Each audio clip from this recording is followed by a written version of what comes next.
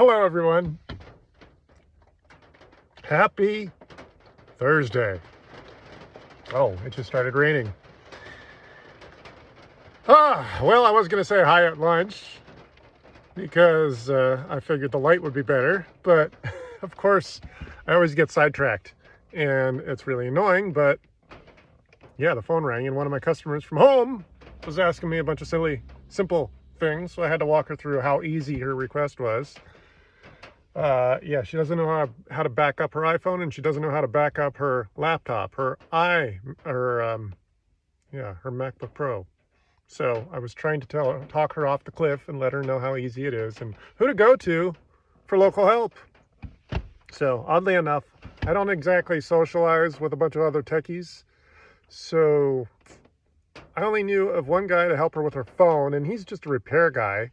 He doesn't really do labor or IT support in any sort of way. Oh, well, I guess he might. I mean, obviously he's going to have to introduce people to their devices when he fixes their phones. But there's a guy down the road from where my shop was who only does iPads and iPhones. So he can walk her through backing the phone up, and also it's pretty easy to wipe. Oh, that's right. She wanted to back it up and then wipe it. So yeah, backing up your computer is easy. It's time consuming if it's never been done, but it's just flipping switches. And if she needs to wipe it clean, that's also easy. But of course it takes 20 minutes, 30 minutes. So hopefully he can walk her through the simple stuff. So that's how I started my lunch. That turned out to be a 15-minute phone call. She just didn't want to hear how simple. Go to him, have him reset your laptop, and phone backup. Yeah, her phone's functionally fine, but yeah, she wants to back it up. She's probably already backing up to iCloud, not even realizing it. You know, a lot of people don't realize how easy it is to back up. It's really frustrating when someone loses their stuff and they didn't back up everything. They don't realize it. They don't think about it. But anyway, so what I was going to talk about at lunch, because I figured out my issue at work in the morning. So I'm leaving on stellar circumstances with my current employer. I gave away gave my 2-week notice Monday. So I had a request today to install Adobe Acrobat. And went to do it. You need privileged access. You need an admin account with the access that gives you controls and privilege to the network to install software. Guess what happened? It wasn't taking my password. 2 or 3 attempts? Nope. So go to log in on that account, not in a situation where it's asking for those privileges while logged into another user's account, just to see how it would do, and flunk. So my privileged access account was locked. So I let her know, I let her boss know, I let everyone basically know.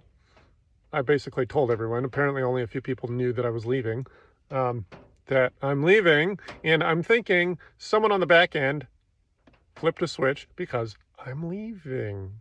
So my privileged access account, by the way, is still not working, and it's the end of the day. I made contact with all the superiors, including my boss directly, and he says, hey, Chris, because he wasn't the first I told. In fact, I told the supervisor locally what was going on, and he relayed it. So my boss directly messages me, hey, Chris, did you lose admin access? Yeah. So it's still not active. So I figured it was normal. I tell him I'm leaving. Oh, Chris doesn't need his admin access, except I'm a system administrator. I don't know if I should say it yet. I'm not quite gone.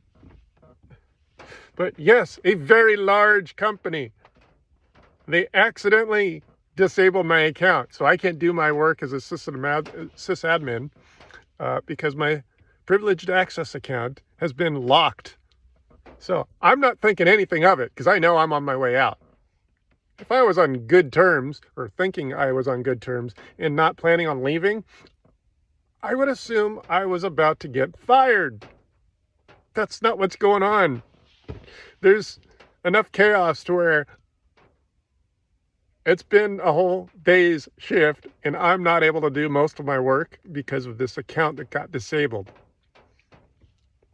So I'll never know exactly what happened unless someone explains it after it's explained to them. But as far as I know, none of the other admins throughout the entire country have been disabled on accident. So tomorrow we'll see what's going on, because I don't know if you're not technical, or maybe you are. You have access, or you use an admin account in a corporate environment. In fact, you could often do this on your personal computer.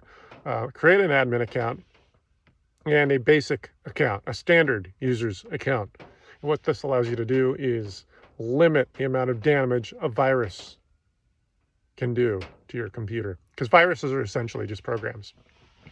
So if you want to install something, you use your privileged access administrative account.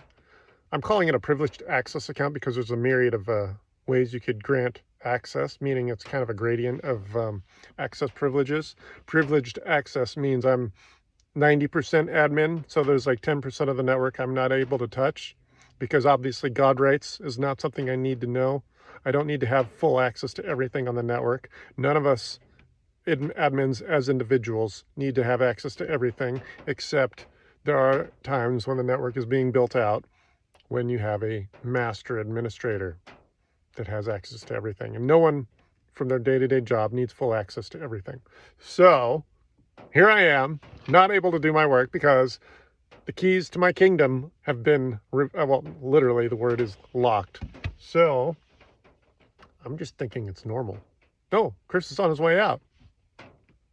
But I always was raised with the idea that you give your 2 weeks notice.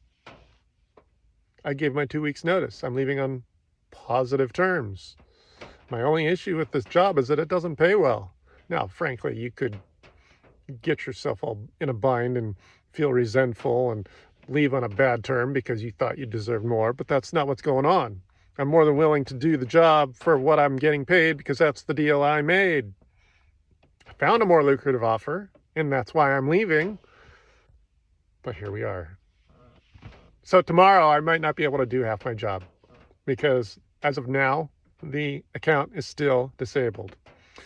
So there might be a policy where when someone gives notice or is fired, or if you're getting fired, those access privileges better be revoked right away before telling anyone or giving any sort of hint to anyone. But yeah, that's where we are. Yeah. So I thought that's how I was raised. You give 2 weeks notice when you're leaving on good terms, because when you leave on good terms, you have the possibility of returning. So here we are. What was I thinking? Yeah, maybe I'll get an explanation about what happened, but maybe I won't.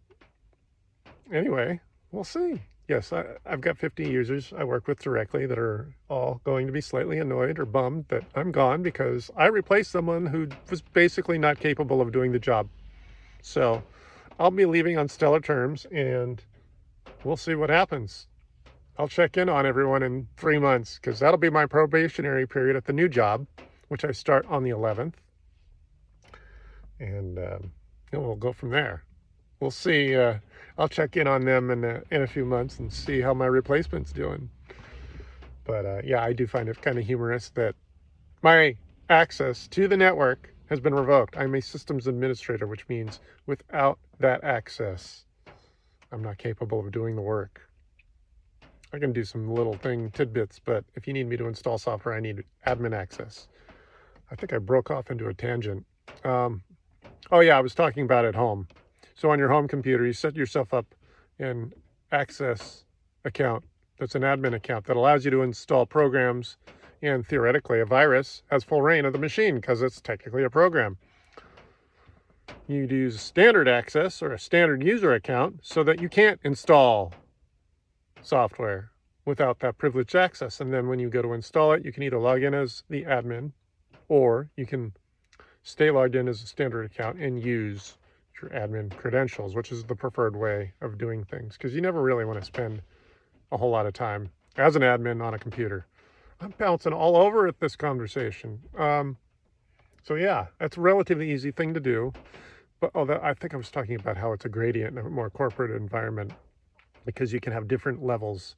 In fact, you can choose exactly what access an admin has to a network. So that's how you do partial access. Because an admin like me, I'm not a top level admin. I don't need full access to the network. So it's sort of like the whole term, you're on a need to know basis. Well, here's you need to know access. So you're an admin, you need most access to the network, but not all of it, obviously.